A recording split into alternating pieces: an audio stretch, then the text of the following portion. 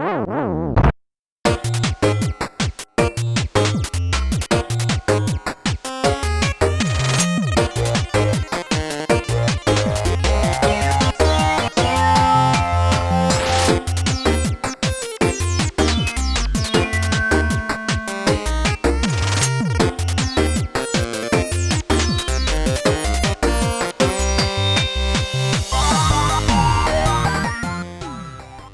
and welcome to Video Game Hangover.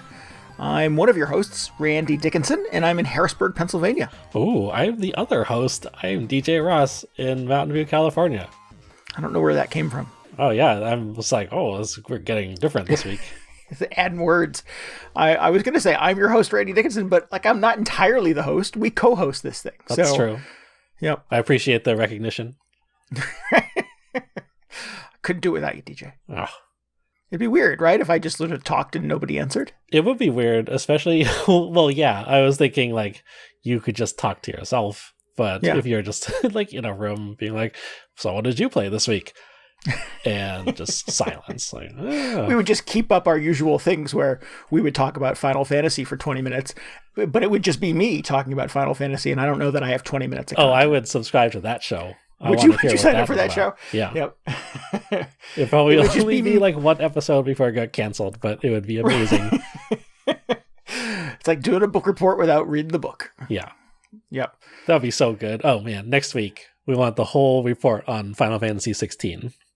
I'm just going to do the entire history of Final Fantasy without having played a single game. Good. No, please do that. You're in mashing that subscribe button. I will, I'll follow up with, God, what should I do? I'll tell you about where Ratchet and Clank came from. Okay, cool. This should be fun. Yeah, it should be great. Stay tuned. For you and I. Yeah, for at least two people. Yep. Each week on Video Game Hangover, we talk about the games that have been keeping us up at night. This week we're playing Hades, The Long Dark, and Worm Jazz. Worm Jazz. Worm Jazz. Don't think that needs any explanation. It's pretty, it's all in the title. The title is the review. Yep. Yeah. How's things? How's life? Fall is in the air, DJ. Fall is there in a crisp air. Autumn breeze blowing through California? Is I couldn't the tell scent you. of pumpkin spice in the air? I couldn't tell you because I got all my windows closed again today because I'm paranoid that the smoke is coming back. There's another wildfire happening up north. No. And I'm just like, no, we just got through this. Please just give us a break for a few weeks. Was there another gender reveal? Well, God, that's ridiculous. Don't even get me started about that. Yeah, sorry. I mean, I was outside a couple days ago and it was fine. It's kind of nice. Good. Excellent. So I assume there's pumpkin spice happening somewhere. Again, feel free. I don't know when pumpkin spice season starts. That's fine. Still not October. Oh, it's actually October when the show comes out. So it will be October 1. Exactly. That's where I was going with this. Yep. Go nuts with the Halloween stuff. You have my permission. Oh, excellent. Good, Halloween, or no, pumpkin spice. You could have been doing this for weeks by now. I don't feel like September is open season on pumpkin spice, right? Yeah, absolutely. August, no. August too early. Well, good. Excellent. We all caught up on that. Yeah. Yep. So did you pre-order your Xbox One X last week? Did not. No Xbox, no PlayStation for me. No. Eventually, soon, probably. Probably? You're going to get both of these things? I don't know if I'm going to get it. I've yet to see a reason why I need an Xbox. Yeah. And the few reasons I've seen why maybe I would want a PlayStation are still pretty far off. So, no, not yet. Someday, eventually, there will be a tipping point where I go, nope, I have to have it now. Yeah. Hopefully. And just not going to be day one. Oh, that's good. You can let everybody else kind of beta test the hardware for a few months while they work on the games. Yeah. And meanwhile, I have just stacks and stacks of PS4, PS3, Xbox One, probably a few games. Xbox 360, certainly lots of Nintendo 3DS games I need to play. So, I have no need to rush headlong into the next generation until there are just a few games that, I feel totally left out of the experience on. Yeah. Somebody did bring up a good point, which is, the PlayStation 5, and I guess the Xbox Series X or whatever to some degree, they will play previous generation games. Yeah. And they said, maybe, like, I don't know, I haven't really been keeping up with all this stuff, to be honest, but they're doing a book report without reading the book. Yeah, here we go. Let's do it. Yep. PlayStation 5 full teardown. They were suggesting, maybe if you're playing like Monster Hunter World, just to pick a completely random game, maybe it would cut down on the load times quite a bit if you're playing it on that nice PlayStation 5 solid state drive. I was just thinking like, that would be nice, because that is something that is borderline intolerable about that game. Oh, really? Ugh. But still, that's very speculative. Like, it seems like it should make sense, but it's not going to get me to pre-order one of these things. Yeah. Well, that seems to be sort of the kind of the biggest first impression of the Xbox Series X so far. Is just every headline I've seen thus far of the few folks that kind of have consoles already and have been playtesting them and writing about them is just, wow, everything loads so fast. It's like no load times. It's like just a second and then you write in the game, and I'm like, well, that's exciting. That's super cool. I don't know if that's a $500 expenditure for me right away, but that's kind of idyllic. You know what could be a $500 selling point for me is I read today that the Series X Xbox can suspend 12 games at once. Wow. I don't know if now that I think about it, I can't remember if that was current or I guess new Xbox Series X games once they make some of those, or if they're just talking about backwards compatibility games. And I was like, that is 11 more games than my Switch or PS4 can suspend. I or any other console ever. Yeah. Yeah, that would be great, because it would save me, God, how much time do I waste every day jumping in and out of Animal Crossing to play something else on my Switch? Yeah, absolutely. Yes. I got so annoyed with that I bought another Switch. So yeah, that's exciting. I had not heard that bit of news. That's I wonder if the PlayStation will do that too. That's cool. That would be very cool. Yeah. That should be a standard thing. It should be. Yes. Yeah. I mean, I don't know if I even need 12. I'll take 3. Yeah, I was ready to settle for 2 several months ago, but now exactly. They've raised the bar. That is 100% more than any other console's been able to do. So I feel like, honestly, 12 is a little excessive. Yeah. 2 feels like, at the most, I'm only ever playing 3 games on one console. At least I hope so. But, especially in a situation where you've got one game that is just endless, like Animal Crossing, which, it's not even on PS4 or next-gen system, so I don't know why that keeps coming up. I imagine it's going to be a while before the Switch is suspending multiple games.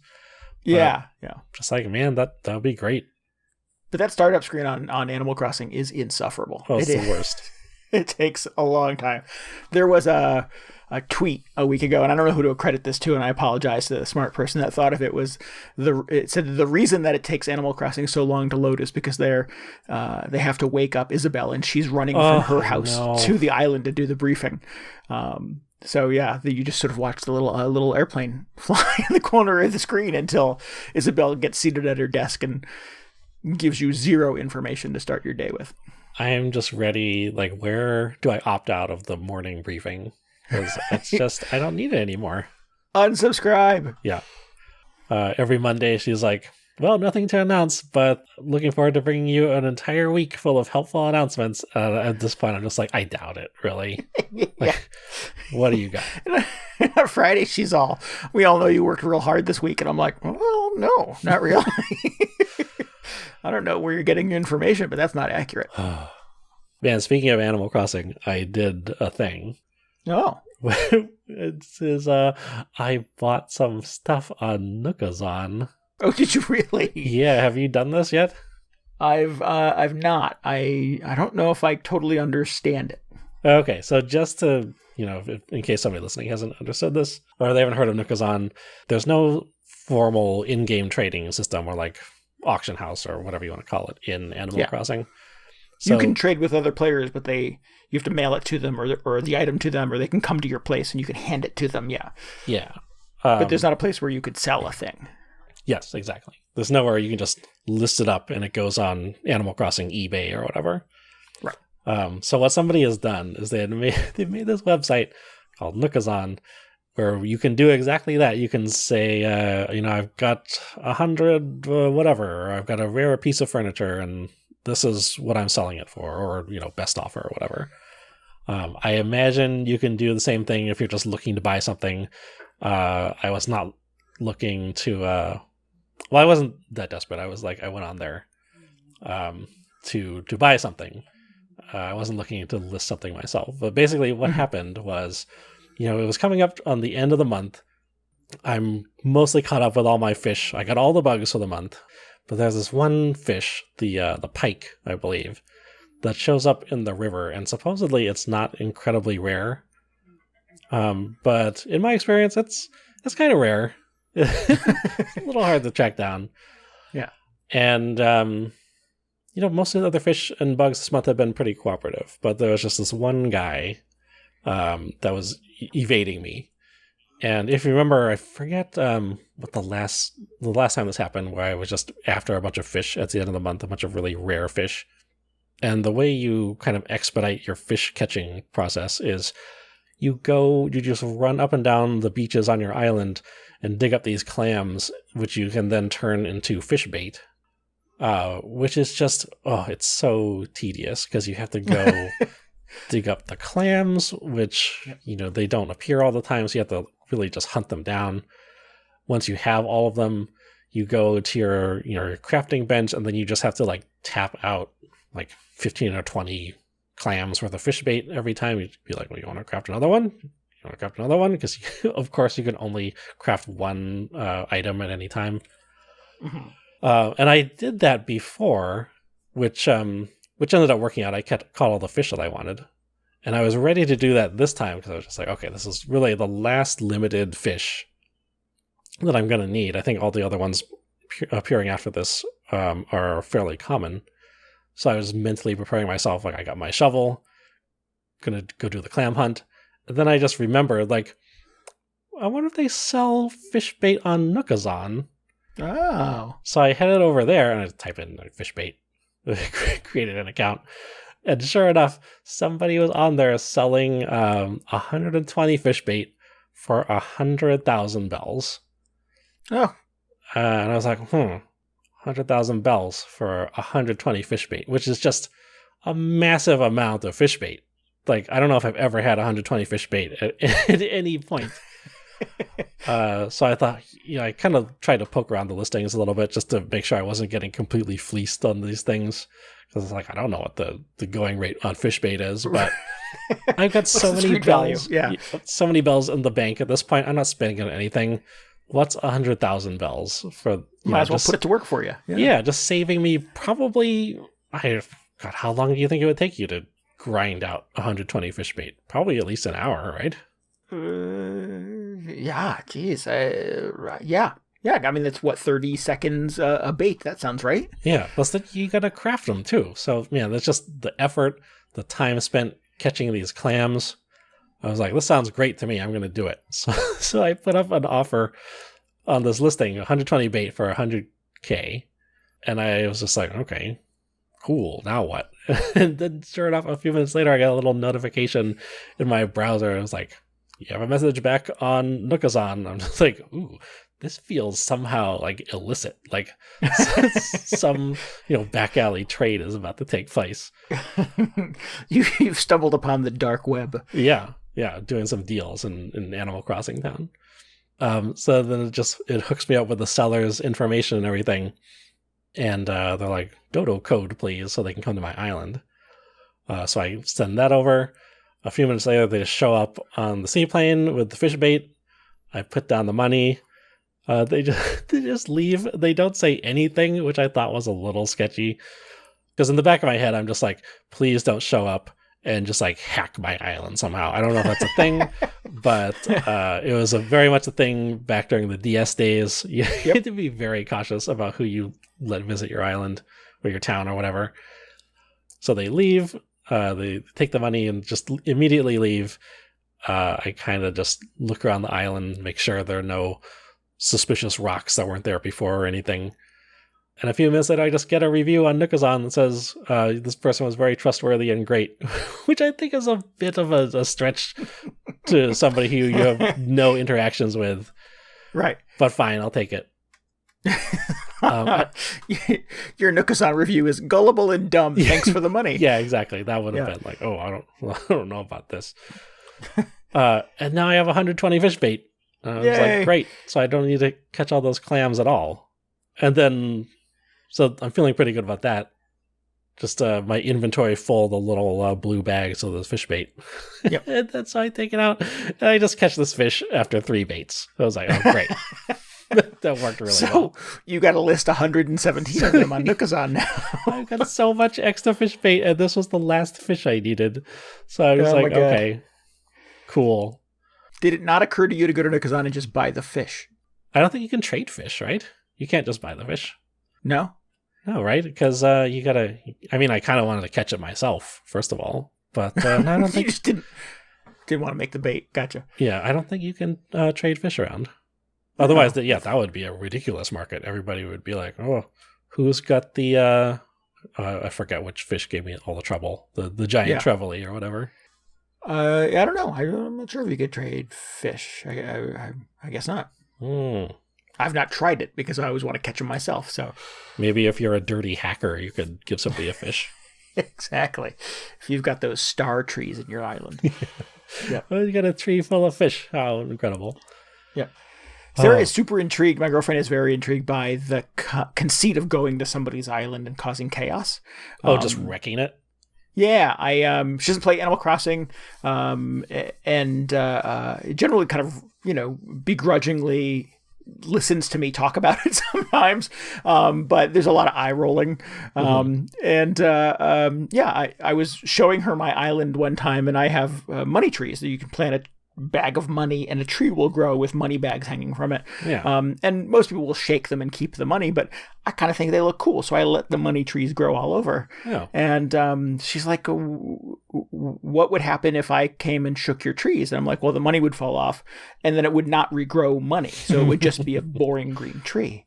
And she loves this idea now. She's like, I'm gonna make a character and I'm gonna come to your island, I'm gonna shake all your money trees. And I'm like, that's really mean. Why would you do that? That's a real concern, Sarah. Like, when people invite strangers to their island, they put up gates and fences to keep them from destroying their island, like digging holes and shaking their trees and pulling all their flowers and stuff like that. And she loves that idea. She's like, I just want to go all over Animal Crossing and destroy people's islands. And I'm like, you're a very mean person. You can't. This conversation is over. I was going to say, she doesn't want to destroy everybody's island. She just wants to wreck your island. She just wants to do mine. Yeah. So then I explained to her how Pitfall works, Pitfall seed. So for the Animal Crossing non-fans in the audience, you can drop something on your island that looks like a little hole in the ground. It looks like a place where you would dig up a treasure. But if you or another character walks over it, you fall into a pit, and your character kind of waves his arms and looks very distressed, and you have to mash a button to get pulled out of the hole. And Sarah loves that as well. She's like, wait, can I come to your island and put down pitfall seeds? And I'm like, well, yeah, you could if you wanted to. So yeah, she really just wants to come cause chaos and be destructive on my island. That's a little, I'm a little concerned. She's a little dark, because here's somebody who doesn't know anything about the game, or next to nothing about the game. But it's like, oh, but I can just cause problems for other people in this game? Now I'm interested. So I explained to her what griefing was, and she now loves the concept of griefing. She's like, can you grief in other games? Come from? Yeah. And I'm like, Sarah, I'm going to buy you an Xbox because that's exactly where you belong. Oh, man. Yep. But yeah, so my girlfriend is a griefer in the making. Oh, sorry to hear that. Troll, internet troll. No idea. Yep. Anyway. Yeah. Animal Crossing. Anybody need a bunch of fish bait? I don't know what to do with all this stuff. I don't. There are only 2 fish left in the game that I have not caught yet. So yeah. But if they give me any trouble whatsoever, I'll hit you up. I think this is the same 2 fish I need, and I was looking at them. I'm just like, these don't seem like they're gonna put up much of a fight. They're going to require 117 baits to accomplish, yeah. Yeah. It is kind of nice, because I think one of them is a pond fish, one of the last fish I need. It's nice because you don't have to be like, oh, there's no fish in the pond. So you run in a lap around the entire island, like, oh, now there's a fish, and you catch it. It's the wrong one. So you just do that forever. Just throw some bait, throw some bait, throw some bait. Yeah. You can do that like 117 more times. Yeah. So you could be the bait griefer. You can just go to people's islands and bait their fish. Yeah. Well, that's not griefing. That's doing them a favor. It's a helpful service, yeah. Yeah. With an anti-griefer. That's the right speed for Animal Crossing, I think, right? Yeah. Just be the travel island, fish bait give people fairy. Hugs. Right, exactly. Good times. That's disgusting. Like somebody just shows up in your island and starts sprinkling ground up clams all over the place. Be like, look what I brought with me. Yeah. Anyway, okay, so I found my new calling. There you go. Well, good. Well, is that it? That's it. We're done, right? We can stop here. That's all. I got a lot of clam sprinkling to do. I don't know. So I played a couple of games this week. One of the ones that I wanted to talk about is this fun little puzzle game that I've been playing called Worm Jazz. Starting with the big game this week, the one everybody is excited to hear. Tell me about that Worm Jazz. Worm Jazz is a fun little puzzle game. I'm playing it on the Switch. I know it's on a few other consoles as well. It's on PC. I know it's on Android. You can play it on your phone too. It is sort of a cross between Bomberman and Snake. Let me think about this. Yep. Okay. So you're a little visualizing worm. it. You're a little worm, and you kind of move on a grid. You can kind of inch along, and there's little things, little pellets on the grid that you can eat. And every time you eat a pellet, your worm gets 1 block longer and 1 block longer. Sure. So eventually you'll eat a lot of pellets and your worm will be very long, and you're trying to sort of navigate, or snake, if you will, your way around this grid to get to an exit. And there's additional pickups and stuff like that you can get, and that makes it more challenging because the worm can't go back on his track. You can't cross over yourself, so you have to make sure that your tail is not so long that it gets in the way of you being able to progress. This is a pretty sort of classic gaming system. Mm-hmm. People familiar with Snake, hopefully. Yeah. And they've added sort of a layer of Bombermanliness to it, where in addition to all of the pellets that you eat that make your little worm longer, you can eat little bombs that pop in his belly and make him a shorter worm. So you can go back to being a small worm and use that as a tool for being able to progress as well. So the bombs are good, kind of. The bombs are, well, it's a 2-step process, because if you eat a bomb, just sight unseen, you'll blow up and die. But you can eat a berry that will protect you. So you have to eat the berry and then eat the bomb, and it'll blow up and make your worm smaller, but you'll live. You'll survive. That's all Bomberman needs to do this whole time, just eat a berry, and he's safe? Eat a berry. He would be safe. Somebody should have just told him. Yeah, so you, as you're puzzling your way through these levels, you're trying to decide, like, where is the proper place to eat the berry. As I'm sort of eating pellets through the level, and then eat the bomb, and then shorten your worm to be able to sort of get to the next group of pellets, et cetera, without sort of having to get stuck in a corner and fail the puzzle. The thing that I think it does pretty cleverly is it gives you kind of unlimited undos. So if you find yourself going too far in one direction, or, oh no, I shouldn't have gone left, clearly I've painted myself into a corner, I need to go right instead, you can hit the left shoulder button an infinite number of times just to even go back to step 1 of the puzzle if you want to be able to kind of make different decisions on your way. Oh, so it's not like Snake where you're just constantly moving. You just move one tile at a time. Correct. Yeah, you're choosing sort of the speed of which you progress and grow. Interesting. Okay. Yeah, that makes a little more sense. Yeah. Yeah, and and there's no sort of like ticking clock. There's no crazy timers. You don't stress over these things too much. And in fact, you can sometimes solve the puzzles without getting 100% of the pellets. You can proceed to the next one by getting, a certain percentage of them done, and come back to it later to futz around with it if you want to be able to kind of go for 100% on all the levels. So it is the kind of puzzle game that I sort of admire, that it doesn't put a lot of obstacles or unnecessary sort of like, I always feel like the ticking clock thing was, I'm like, why is there a time limit on these puzzles? It doesn't make any sense. It just creates stress. And that's why it's there, of course. But, as a gamer, that doesn't work for me. Right. So I like a game that just sort of bypasses some of those kind of fake puzzly things, those things that just sort of get in the way, and just lets you kind of have the tools to mess around with it and seek your solutions. And Worm Jazz kind of does that well, I think. That's good. Yeah, I'm on board with that. Yeah. That was my least favorite thing about Picross 3D. It's like, why is there a clock now? I agree completely. Let me turn that off. Yeah, so where does the title come from? Obviously, you figured out where the worm part is. I got about half of it. But the entire game has this sort of rain-slicked, kind of jazzy, just after sundown kind of vibe to it, where there's kind of like a soft jazz soundtrack playing, and it's always kind of drizzly rain, and your little worm is kind of inching along, and there's this just kind of fun and delightful jazz soundtrack playing. And it's not super high stakes. It's not a game that's going to make you pull your hair out, although some of the puzzles can be a little devilish. But I dig it. I think there's some kind of like fun and light about the presentation. But it's not a puzzle game you can kind of steamroll through. You do have to put some work and thought into solving some of these challenges. Deceptively challenging, smooth jazz game. Yeah, there you go. You didn't know you needed it until now. I like it. It's very inspired. I would not have been like, so we made this game with a worm in it.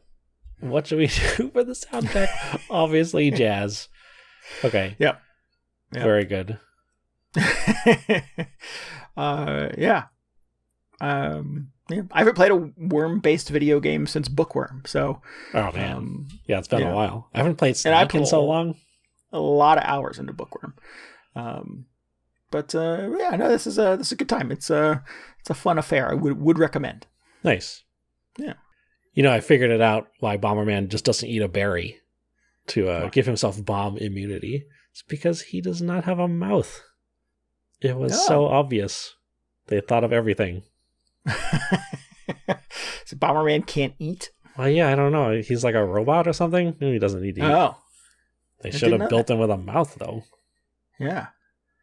That's just, his constant torment. It's like, all I need to gain protection from all these bombs that I'm being constantly assaulted with is just to eat a single berry.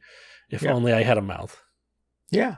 There's berries growing everywhere. That would be the true torture. It's just fields of bomb immunity berries and no mouth to eat them with. Oh, it's like a real, true Greek tragedy right there. It is. I think it's an episode of Twilight Zone, isn't it? It's the Bomberman episode. How could I forget? That's a classic, right? Yeah. With William Shatner as Bomberman. Oh, God.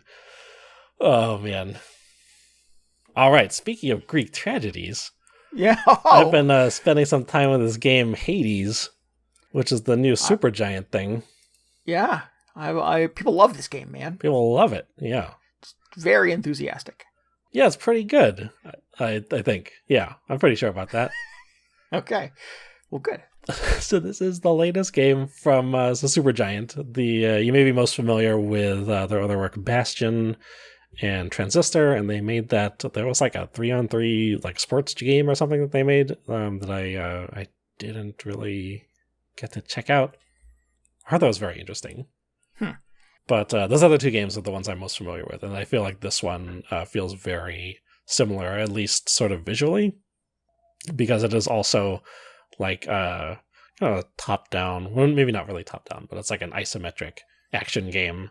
Although in this case, it's not really like, Bastion and Transistor were just linear kind of story-based games. This one is definitely a roguelike, where you play as the prince of the underworld, Zagreus, who is just trying to escape from hell and make his way to the surface for some reason, which I imagine will be slowly revealed in the plot, which has been gradually unfolding as I play this. You don't want to be in hell. I think that's... Well, yeah, I mean, that would be my first guess. It's just like, this sucks. But along the way, you are... so like I said, you're the son, or you're the prince of the underworld, which means Hades, the keeper of the underworld or whatever, is your dad. And along the way, you're just helped out by all the other gods and other kind of mythical characters who are just hanging out on Olympus, kind of cheering you on for some reason. It's kind of just a weird situation to be in at the beginning, because you're just like, well, you're the prince of the underworld. Shouldn't you, like, I don't know, shouldn't you have something to do down there? Why are you trying to leave? And meanwhile, everybody up on Mount Olympus is just like, hey, here comes Zagreus. That's, they're kind of cheering him on and giving him like little boosts and encouragement as he makes his way up. And of course, it's a roguelike, so you just die constantly and get sent back to the house of Hades. And of course, Hades is there doing paperwork at his desk or whatever. He's just like, oh, you're back again, huh? So please don't try and escape again, because that's just a waste of everybody's time. And Zagreus is he just has like this goofy kind of wry demeanor to him. He's just like, okay, I'll definitely won't try and escape again. I'll see you later, Dad. It's a bit weird. He's a little flippant. He reminds me of like the prince from Prince of Persia, Sands of Time, before he got super edgelordy in the sequels. He has this kind of high upbringing, but he's a little rebellious and sarcastic. Gotcha. A little bit of a scamp. Yeah, he's a little scampy. Yeah. So you spend, while you're trying to escape, you do this by making your way through these randomly generated dungeons, essentially, or rooms, I guess, which is very familiar to anyone who's played Bastion or Transistor. Although I don't think those games were not randomly generated, correct? Those were all kind of... I don't believe so. I know certainly Bastion was not, but I don't think Transistor was either, actually. Yeah, so in this case, that you run into rooms that look like they could have been in Bastion or Transistor, because they're like these big isometric battlefields, and enemies will pop up, but it's a roguelike, so it's different every time. And you just have to kind of fight your way through these things to get to the next room. And is it, I was going to say, real-time combat or it's real-time, yeah. It's not like Transistor, which was like that weird kind of hybrid. It's definitely more of an action game than Bastion was, if that makes sense. Like, Bastion was real-time, but this one feels like it's very fast. It's very, it's not super technical, but it feels a lot like Wizard of Legend, was that Switch game from a couple years ago, where you are just like dashing all over the place and slashing enemies up with your weapon and special attack. Because you've got this, your arsenal is like you have a standard attack and you have your weapon special attack, which is different for every weapon. You have your dash, which is super fun. And then you have something called a cast, which is like kind of a ranged attack, which the default version of it, I feel like is very underwhelming. It's just like a ranged hit. And then you'll collect augments for it and all the rest of your attacks along the way, which feels very like roguelike to me. Feels a little bit like Slay the Spire, in fact, because a lot of them will just cause your attacks to, or will give your attacks some kind of weird characteristic. Like, if you pick up this augment, your attack will inflict extra damage over time or something, or it will like bounce between multiple enemies. So depending on which of those you collect along the way, you can really reshape how the combat works, or your fighting style, I suppose. There's little kind of conditional changes, little circumstantial changes that impact kind of the usual type of play. Yeah. So in that way, it feels like that is something that feels like Slay the Spire to me, because in that game, when I ran into a particular combination of cards that worked well, and I was like, oh, I like this, I'm going to try and get this every single time. It's kind of like that in Hades, where I will, like in this most recent run I was doing, I think I powered up my dash attack so it would like deflect enemy projectiles. And I was like, oh, this is good. I want this always. So now I'm just like, I'm going to be on the lookout for that. And you have some control over it, because each time you clear a room, or most of the time when you clear a room, there will be multiple exits you can take, and on each exit there will be an icon that shows you what reward you will get for clearing the next room.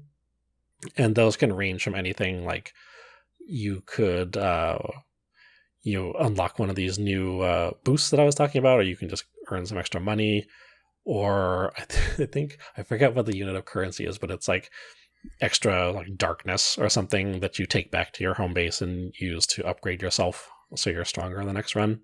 Yeah. So you have a little say in how you progress along the way. Cool.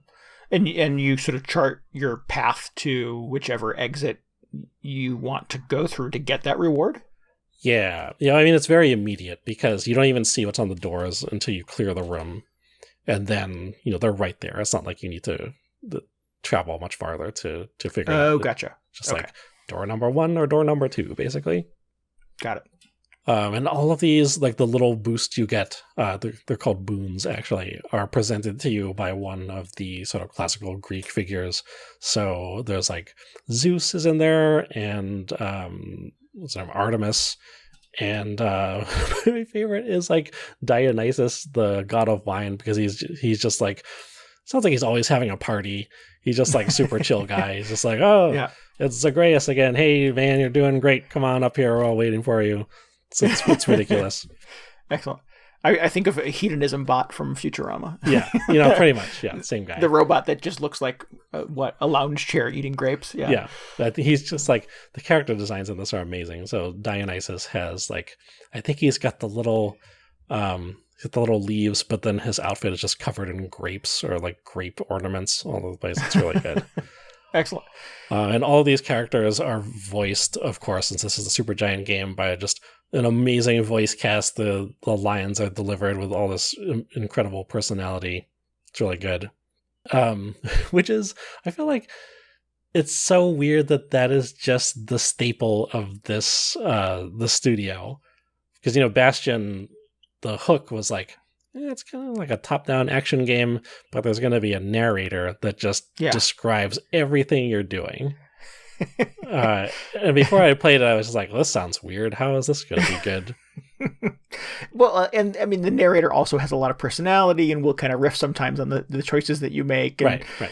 Yeah, so it's not the same tale every time, right? It kind of adapts a little bit. Yeah, and it was very fun that, like, if you played Bastion, the amount of narration in the game and just how many weird little situations they kind of identified and created narration for. I'm kind of struggling to come up with any examples from Bastion, but I feel like it was, if you like made a mistake or you made a very obscure mistake or something, or you just tried to do something too many times and it wasn't working, the narrator would comment on it. He'd be like, I don't know why the kid keeps doing that. What's he thinking there? Yeah. Which is like, which is a very sort of subtle way, if you're a video game maker, to sort of get your player to move on to some other thing. Yeah, right? It was functional too. It was like kind of like how it gave you the tutorial, because the narrator would just be there to kind of guide you in the right direction. Right. But it was very clever, just like doing something in that game and kind of like discovering that they had written a a line that addressed specifically that thing. Love it. Yeah, and it's kind of the same way in this, where it's not like there's a constant narration like there was in Bastion, but the prince will often just make some snide kind of remark to stuff that is happening. There is a narrator actually, but he's not quite as omnipresent as the one in Bastion. So he'll be like, "Oh man," well, usually I guess what happens is there will be kind of a shiny spot in the environment that you can go over and inspect, and the narrator will drop a little piece of lore about the environment to you, and Zagreus will, of course, just have some flippant response like, "Oh, that sounds terrible," or something like that. Excellent. Thanks. I hate it. Yeah, exactly. But the thing that really strikes me is like, I don't know, it feels like such a Supergiant thing in this is how many, just how many weird contingencies they have written narration for. So for instance, what kept happening to me in this is I kept getting killed by the first mini boss that you run into. And the first time that happens, you like respawn in the House of Hades, and oh man, I forget who the character right at the start is. It's not it's like the god of sleep or something. And they always greet you and they'd be like, oh man, so and so really like took you out that time, huh? Maybe you should you should try dodging or something. I don't know, they made some ridiculous comment. And I was like, okay, that's kind of fun. And then I went back into the dungeons and got killed by the same mini boss. And when I popped up again in the House of Hades, the same character was like, oh, see, you got killed by him again, huh? Guess you should have listened to my advice. And then lo and behold, like the next time I got a boon from like Dionysus or whoever, he would also had a comment to be like, so I see so-and-so is giving you some trouble. Here's maybe this will help you out. And it's just like mind-boggling to me to think like, oh man, did they really record voice lines for like every one of these gods reacting to all these like just really specific things that you do in this game? It's kind of ridiculous. That sounds like Supergiant, though. And I've not played all of their games, obviously. I've played Bastion quite a bit. I played some of Transistor. But yeah, it seems like they really kind of belabor those audio elements, the storytelling elements, the voiceover, the music, this everything in the Supergiant games is just polished to a level and a degree that I'm generally not accustomed to in indie video games. So it's definitely kind of a staple of the way that they approach video game making. Yeah. It's just such a bizarre thing to be like, oh yeah, this is the studio where they just narrate everything and there's a lot of it. Yeah.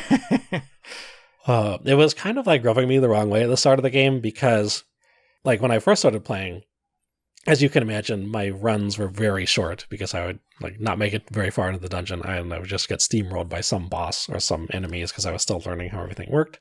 So I would end up going back to base quite often and just going back there and seeing the little exclamation point pop up over everybody's head, which, it means they have something new to tell you. It's just like, I don't know if I want this.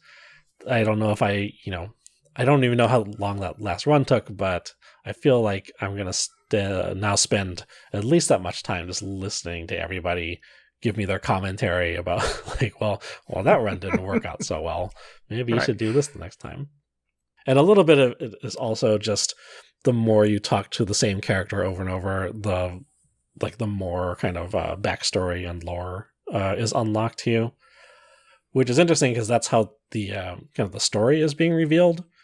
But it was just such an onslaught at the start of the game, just going back over and over to the beginning and having new people to talk to. It's just like, oh, I kind of just want to be going back to the doing the dungeon thing because that's fun. Yeah. I don't want to necessarily be like reading through this codex of dialogue. But as I've gotten farther into it and there's more time between, going back to the house and having to talk to everybody, it's become a little more tolerable. So I'm kind of happy about that. Cool. So like I was saying, the combat's very good. It's more of an action game than Bastion for sure. I feel like at this point I'm kind of getting a better handle on it and, better utilizing all my abilities. Like the first couple of runs I did, I didn't even realize that there was like a special attack on the weapon. But, depending on which weapon you take at the start and which kind of augments you end up piling up on it, you can end up with some pretty wildly different approaches to things. The one I've got right now is I started out using like the basic weapon, which is just a sword. So you do some sword slashes. And then your special attack is this big like area attack around you. And I was like, this is cool. But the game kind of encourages you to try other weapons by giving you like, as you clear areas with different weapons, you earn extra rewards. So I had switched over to this like big shield, which I wasn't loving at first, but once I got the right augments, it was kind of good. Because your special is you just like throw it around like Captain America, and at that point I had gotten it so it would like bounce off a bunch of enemies, or the one I really liked was you do the shield throw, and then I think the next couple of melee attacks you do after that are powered up. So I would like had this really good rhythm of doing the shield throw and then dashing in and then whacking him a bunch of times before I'd dash back out and, repeat. So that was pretty good. That was working pretty well. Cool. And is that what sort of being a roguelike kind of motivates you and inspires you to do is to sort of try different approaches and try different weapons to be able to progress, to sort of kind of hone your combat skills and try different tools to being able to move forward? Yeah. That was something I really liked about, God, I can't get the name of that game straight. Wizard of Legend. Because you would be presented with new spells so frequently that it was really, it was like to your advantage to just like be switching spells all the time, I felt. Yeah. So it's a little bit like that in this, because you're not always getting, like, you can choose whatever weapon you want at the start, but then the augments that you get along the way are different every time. I don't know if there's a way to just select a specific one other than, like, hey, Poseidon gave me a pretty good augment the last time. Maybe I should see if I can find some of his doors so I can get that one again. Oh, gotcha. So it's really good. Like, the combat's really good. The comparison I hear a lot in the reviews that I've read is Dead Cells. It does remind me, a lot of Dead Cells. And that is maybe one of my issues with the game, is that, like, the combat is really good and, like, the loop feels pretty fun, but like Dead Cells and kind of like Rogue Legacy, you're kind of just at a huge numerical disadvantage at the start, it feels like, where you could be just like a pro at the combat in this, but eventually you're just going to run into enemies that are so strong you have very little hope of beating them until you've just collected enough of all the currencies to upgrade your guy. At least that's the way it feels like. I don't know, I'm not like a huge fan of that type of design, because it just feels like you're eventually just going to have to do this loop over and over again until you are like strong enough to overpower these enemies. It's not necessarily all skill based. It's not something like Spelunky where every time you start this up, you've got the same guy. Like if I started playing, like my experience playing Spelunky or Spelunky 2 is it's not like contributing to the power levels of my character in Spelunky. It's just sort of the experience, my personal knowledge of the game that increases. But in this one and in Dead Cells, you really just have to like keep building up your strength on some level in order to have any hope of progressing further, which is, I don't know. I think it would be cool if you could make it all the way through in one run, just because you're familiar enough with everything going on. If that makes sense. Got it. Yeah, absolutely. Although, in that case, you wouldn't have the whole loop where you go back and you learn a little bit more about the story, and people reveal a little bit more about their histories with the character and all the other gods. So I guess it kind of works with the kind of story design to have this kind of forced repetition. Right. Yeah. If you were good at it from the jump, you wouldn't get any of that stuff. Yeah. That would be pretty ridiculous. You just like one shot the entire game and it was like, oh, that was fun. I have no idea what was going on, but that's that. Interesting. So I don't know. I guess the story justifies it a little bit, because I do want to know what's up with like why is he trying to get out of there? What's why did Hades and Zeus have a falling out apparently? So hopefully that'll be revealed in time. So can I ask, is this too much roguelike? Yeah, I know you're presumably playing Spelunky 2 at the same time as Hades. Is that too much of that at once, or do you still find it sort of fresh? Oh, like just for me? Yeah. I feel like this. Yeah, I actually thought about this. I'm just like, oh man, I'll just play both of these games at once, Hades and Spelunky 2. But I think they're different enough that just alternate every time you die. yeah, just switch off. They're different enough that it doesn't really bother me in that way. Like one run in Hades also is just it feels like it's so much longer than in Spelunky. Like you can just hit the pause menu. I think you can actually save and quit during your run in Hades. Like that is something you're expected to do. Whereas in Spelunky, it's like, I don't think a run would last you more than an hour. And that's if you're doing like exceptionally well. Mm-hmm. So kind of a different rhythm to both of them. Got it. So it's pretty good. I can confirm all the enthusiastic reports. Excellent. Hades is a pretty good time. Good. I'm intrigued. I've seen some gameplay video. I've watched a couple trailers and stuff like that, and it looks very much like a Supergiant game, which appeals. Yeah. But it also seems very fast, and there's a lot of flashing lights and things exploding, and I'm like, I don't know if I can keep up with this. It's it seems like a lot. Yeah, some of the fights get pretty frantic. There was some kind of like difficulty adjustment in the settings, which I didn't play with, but it did seem like there was something in there specifically like have you just had enough of this game? Turn this on, and maybe it'll be it'll work a little better for you. Oh, interesting. That was kind of one of the things that and Bastion wasn't a roguelike. Bastion was pretty much kind of a corridor action game. You just kind of walk down a hallway essentially. Yeah. But the tendency of that game was like move forward a little bit, walk into a big room, a little invisible door would go up, and you would have to kill everybody inside the room before the door would come down again, and you'd lather, rinse, repeat. You would walk down a hallway again, invisible door would pop open. Mm-hmm. And like I just got tired of that rhythm. Like can't this game do other stuff? Is there other things that Bastion does? But no, it is pretty much just that. And you have to be there for it, and you know, right time, right place, the right game that works. But you know, by the time I was nearing the end of Bastion, I was done with that rhythm. And yeah, I think some of the combat in Bastion got a little frantic as well. And just trying to determine where projectiles were coming from and what monsters were throwing things at me and spitting at me, and just trying to keep track of all the craziness on the screen. And I get the same feeling when I look at the gameplay videos of Hades, where there's just so much stuff flying around, and I'm like, I'm not sure if this is tuned for me. Yeah, this is a lot. I'll have to go back and inspect those difficulty settings more closely to see what the deal is. Zero Randy mode. Yeah. What did you think of the combat in Transistor? Because it feels like that is just suited for, you know, you can't handle everything going on at once. So, you know, they made an entire game about just pausing it constantly and letting you plan out the next move.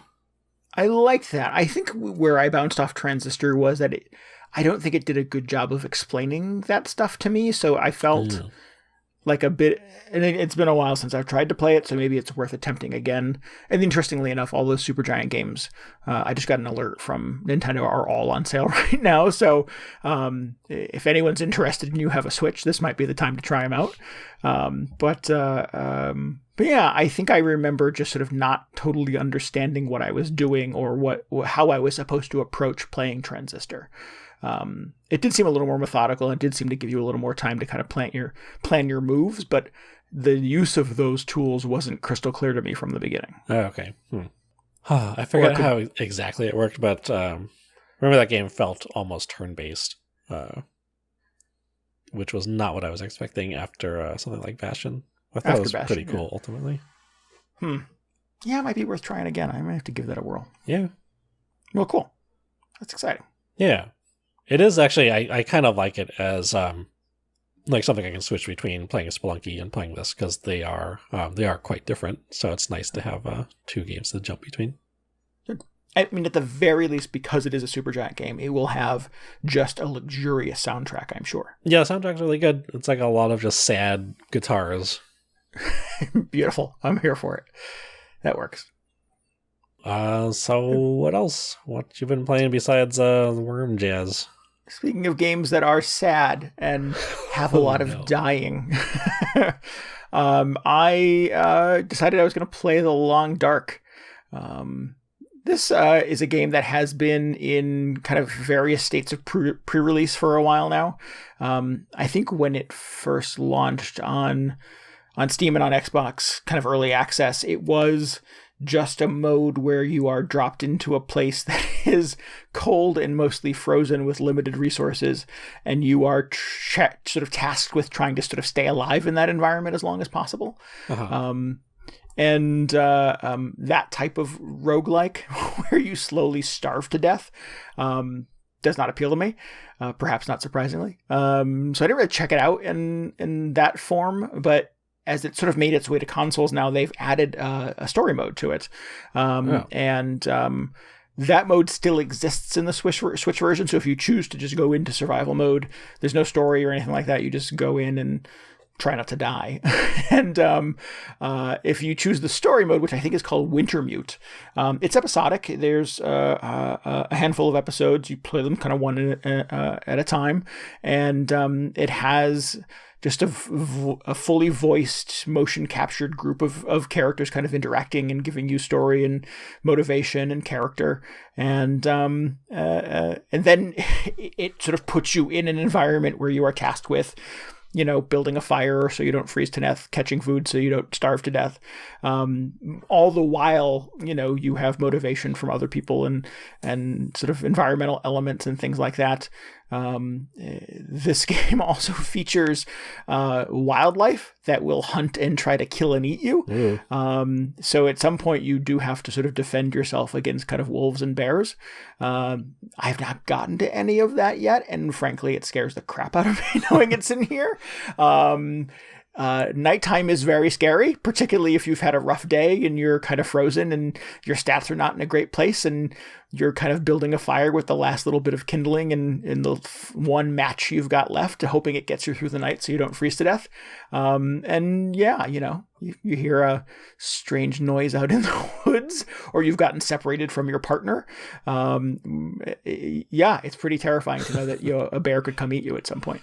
Did you play the standalone mode at any point, or I've not tried that yet? Yeah. Okay. So the console version, playing it on the Switch, presents you at the beginning with kind of three options. You can play that survival mode, you can play the story mode, which is I'm tackling, and there's like a and I've not tried this either, but there's a brief description on the start screen of like an incidental kind of mode where it's sort of like you're put into a situation with a challenge, and I'm not sure specifically what those challenges are, but it's sort of like do these three things to be able to succeed. So it's got a specific time limit, a specific objectives you have to hit, and it's more kind of a finite experience rather than kind of a never-ending survival challenge.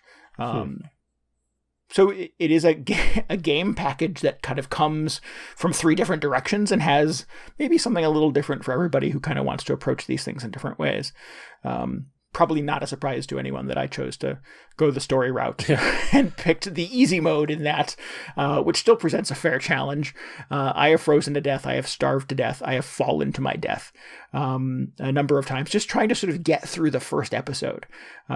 So even in baby mode, it is still a very inhospitable and unwelcoming kind of frozen environment that you're trying to survive in. In that first episode, you get a little bit of exposition kind of at the beginning. You're a bush pilot in the frozen north. You get a quick job that requires you to sort of fly through a storm to go provide aid and support to some people who have been stranded. And then the story goes from there. And yeah, I mean, stakes are pretty high from the beginning. Voice acting is really well done. This game also features just a beautiful and luxurious, very kind of orchestral soundtrack.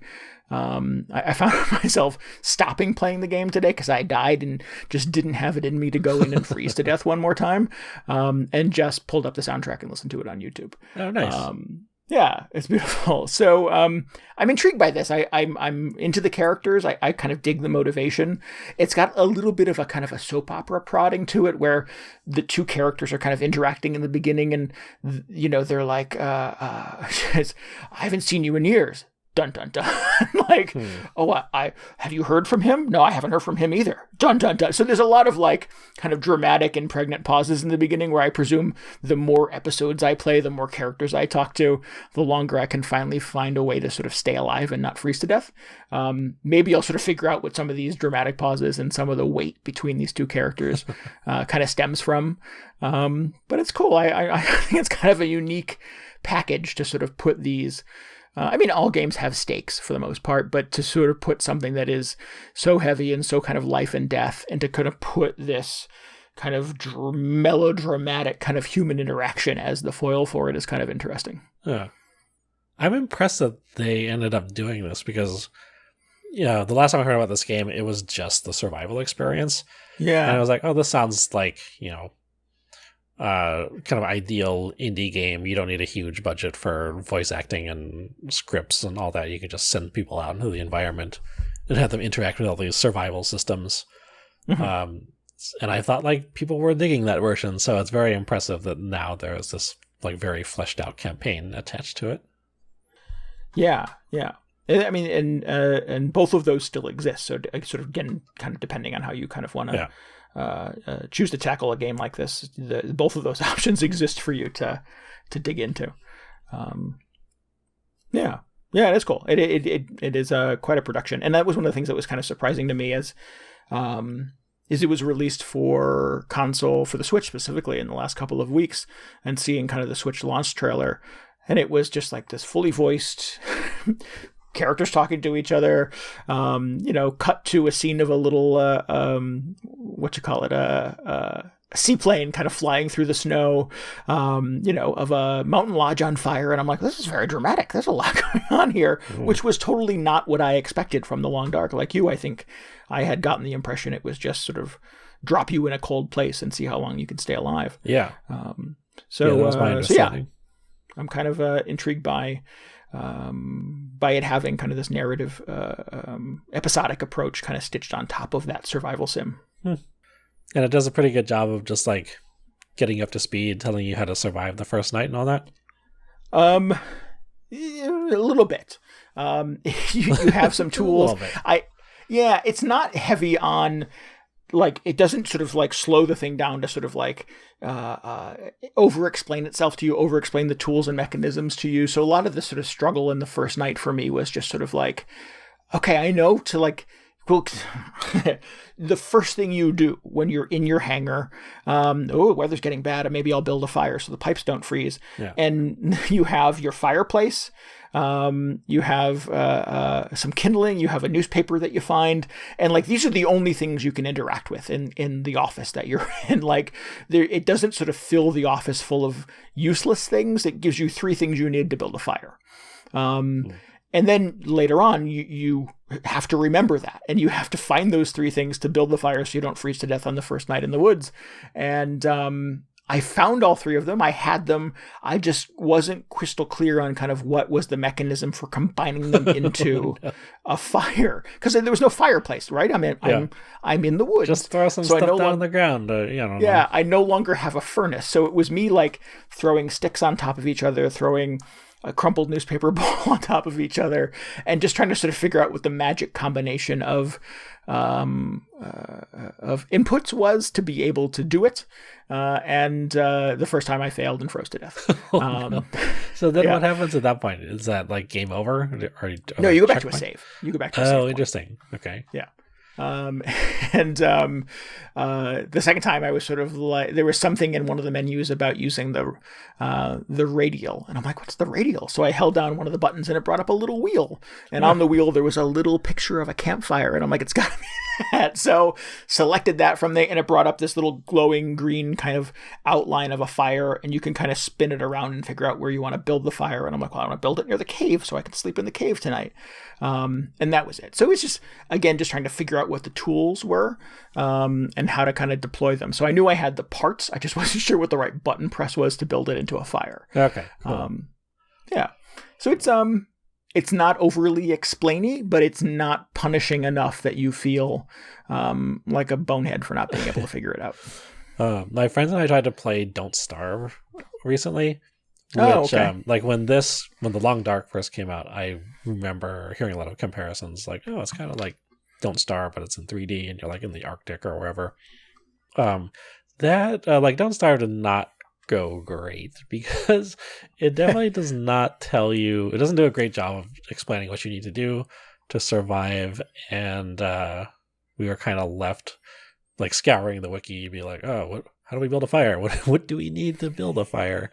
What do we need to gather the resources to build a fire? And then there's also permadeath. So, it's that game is really all about just surviving as long as possible, which feels like, I like the idea of that as a concept or like a challenge, I guess. But the fact that they have a mode in this where it sounds like it could just be like, hey, survive for 3 days under these conditions, or however it's set up, sounds a little more manageable to me, a little easier to just wrap my head around, I guess. Yeah. I mean, the conceit of the story mode is obviously it's not going to be able to tell you a story if you keep dying. So right. You're going to have to give the player, I think, enough kind of tools, or at least the access to a relatively friction-free restart to be able to tell the story that you want to tell. So yeah, I think it kind of gives you enough to be able to kind of build on quickly. And like I said, the first time you sort of freeze to death because you didn't build a fire quick enough, you're going to build your fire much quicker the next time. Not a mistake you make again. Right. So yeah, I'm into it so far. I've not been able to get out of that first episode so far because I'm still kind of learning my way through some of these things, but I'm still getting kind of enough kind of nuggets of character, enough nuggets of story to be intrigued by it, and I definitely want to keep at it. But it is a bit of a dour affair. It is a game that is very sort of oppressive in its sort of like depiction of the cold and of being alone in the dark, of being kind of isolated, of starving to death freezing to just death, dying the whole time. Yeah. So, if you are not in a mindset right now for a game like that, you could totally be forgiven for that, of course. But it is just after that first time, second time, I think, that I sort of froze to death, I was like, I'm going to go back to Mario for a little bit. Just don't have it in me to freeze to death a third time today. Yeah. Some cooler weather would be pretty nice. I'll check that. As much as I'm looking forward to kind of crisp fall days, this is not quite what I had in mind. Went a little too far. It's cool though. I like games that kind of subvert expectations, and this sort of feels like a game that is built to like the sun goes down and then the zombies come. But like the marketing for The Long Dark is very clear. Like, no, there's no zombies in this. It may feel like a zombie game, but it is really just sort of you against the wilderness. And I'm like, oh, that's kind of an interesting approach, because it would be easy to just sort of drop a zombie mode into The Long Dark, right? Mm-hmm. Yeah, and they good on these developers for not taking the bait on that, and just sort of cranking up the intensity elsewhere. You feel like you're going to come out of this with real survival skills? I don't. It is funny because you say that on the screen in the beginning it says no matter what you learn in this game, it doesn't mean you're capable of surviving alone in the free wilderness. That's probably a good idea. That this is a work of fiction. It specifically says that the wildlife in the game doesn't necessarily behave like wildlife sort of in the real world. Oh, yeah. Yeah, that they what's the thing on the screen? It says something about like, we know wolves in the wild won't hunt you, generally. Yeah, good note to add on there. Yeah, but they'll behave differently in The Long Dark, because obviously that makes it a more exciting video game. Yeah. But yeah, it's funny that you mentioned sort of, am I learning real world survival skills from this? There is a disclaimer at the beginning of the game that sort of addresses that. I was curious. Like, I don't actually expect you to be like, well, so I've got 100 hours of The Long Dark under my belt. I'm just going to go camping in Alaska by myself. Probably not a good idea, but you may, if you decided to do something like that, you would at least have some inkling of like, oh, well, gotta keep the pipes from freezing, or Exactly. I will not be auditioning for Naked and Afraid anytime soon. It'd just be like the few seconds just before you freeze to death, you'd be like, oh, this is just like the game. It's amazing. Everything I needed to know, I learned in The Long Dark. Yeah. Just don't be that guy. You're wearing the Long Dark t-shirt on your Alaskan cruise. All these other people. You're like, got a bad feeling about this guy. Yeah. No, but yeah, I'm kind of into this. I'm not into that mode at all, where it's just sort of like endless days with you just on a thread of almost starving to death. But yeah, put a little bit of a story in there, and some melodrama, and some questionable human motivation, and trying to figure out why a person did a thing. I'm totally into that, and set against the backdrop of the Great White North. It's very cool too. Yeah, it's definitely a unique setting. Yeah. So I'm gonna keep plugging away at it. I think, at least until it feels so punishing that I don't want to do it anymore. But I hope it never quite goes in that direction. Yeah, whenever it's like just ramps up the craziness by the end of the campaign, like maybe by the end the zombies do show up, and you're just like, oh, now we need to build these anti-zombie barricades, or I don't know. Yeah, what was the thing in Don't Starve? Was the pigmen? Oh yeah, I think there are definitely some pigmen. Yeah, and then I'm like, well, are the pigmen good or are they bad? Yeah, I think we had the same conversation when we tried playing that. It was like, doesn't sound good, but give them the benefit of the doubt. Mutated pig people out in the wild, should I leave them alone? Maybe just leave them alone. Yeah. That's just my philosophy. Like, they're not bothering me, so that's fine. I'm not gonna bother them. Yeah. Oh, cool. Yeah. Man, survival games. It's been a while. 2020 is the year of it. I know, just like, we're all living it. I don't need a video game of this. I need the game where you just have to go to get groceries. Right. Yeah. Seems redundant. Yeah. Cool. All right. Well, I guess we should wrap this thing up. If you need any more video game hangover in your brain, you should definitely follow us on Twitter at twitter.com/VGHangover. And you can always get show notes, links, and tell us what you thought about this episode at VGHangover.com. We would absolutely encourage you to join our Discord. Hop in there and hang out with us, talk about video games. We're itching to play Among Us, which is kind of a big deal in gaming right now. It is this little indie game that could. Man, a lot of streamers have kind of captured are sort of jumping into this game Among Us. It's one of these games where everybody has a sort of a common objective, but one of you is kind of working against the group, right? One of you is the imposter. Yeah. We're coordinating some game nights and stuff like that, just try to get some folks together to sabotage the group, I guess. So if that appeals to you, if you want to hang out and talk about video games and maybe play Among Us with us, join our Discord. You can get a link to that at VGHangover.com as well. Yeah. And then last but not least, please subscribe, rate, and review us on iTunes, Spotify, Google Podcasts. We know we're on Amazon Music now, and a bunch of other places. So, anywhere you get a podcast, look for Video Game Hangover and hit subscribe. And tell your friends about us too, please. Yeah. Unless your friend is the imposter. Do not tell the imposter about this show. Yeah. You're either with us or you're against us. I don't know why I said that. Like, I'm fine if the imposter decides to listen. It's cool. Anyway, thanks again to Lemonectric for our intro and outro music this week. If you liked what you heard, please head on over to lemonectric.bandcamp.com and check out the rest of his stuff. It's all vaguely citrus themed. Awesome. All right, we'll be back next week. Until then, this is Randy Dickinson. This is DJ Ross. Co-hosts, we established that. Co-hosts, yes, there are two of us. Yep. Thanks for listening to Video Game Hangover. Goodbye. Good night. See ya.